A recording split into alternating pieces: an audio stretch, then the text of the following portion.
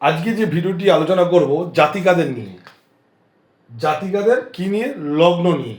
তাহলে এখানটা হচ্ছে 1 নম্বর হাউস ধরলে কাউন্ট করলে এটা 12টা ঘর হয়, ঠিক আছে।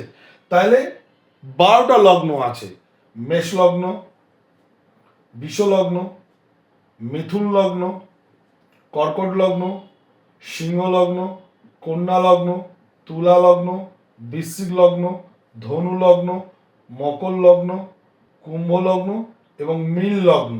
তাহলে 12টা লগ্ন আছে। তাহলে কোনো না কোনো জাতিকার কোনো না কোনো লগ্ন হবে। তাই লগ্নে একাধিক গ্রহ থাকতে পারে, একের বেশি থাকতে পারে, দুইয়ের বেশিও থাকতে পারে, শুভ গ্রহ থাকতে পারে, অশুভ গ্রহ থাকতে পারে, আবার শুভ গ্রহ থাকতে পারে, অশুভ গ্রহ থাকতে পারে।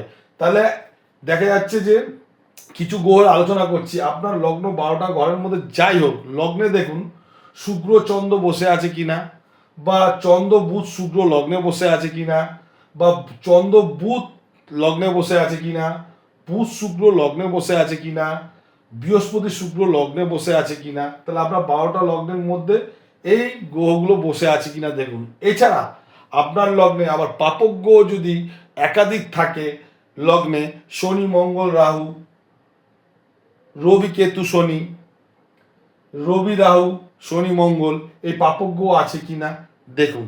তাহলে আপনার লগ্নে যে কোনো একটি লগ্ন আপনার হতে পারে।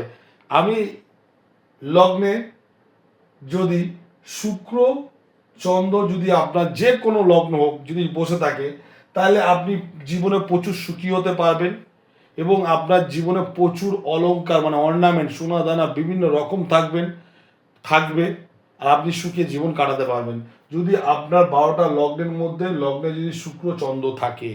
দ্বিতীয় হচ্ছে 12টা লগ্নে, তাহলে শুক্র চন্দ্র আলোচনা করা হয়ে গেল।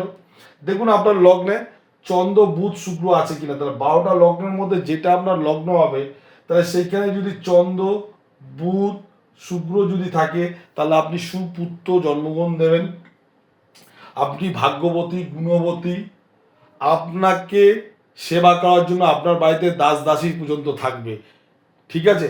তাহলে আমি আজকে চন্দ্র বুধ শুক্র নিয়ে আলোচনা করলাম। 12টা লগ্নের মধ্যে যদি এই গ্রহ থাকে লগ্নে, তাহলে কি রেজাল্ট হতে পারে। বাদ বাকি রেজাল্ট ভিডিও বুধ শুক্র, বৃহস্পতি শুক্র, তারপর পাপক গ্রহ, মিশ্র গ্রহ, উভয় গ্রহ যদি থাকে কি ফল দেবে সেটা আলোচনা পরে করব।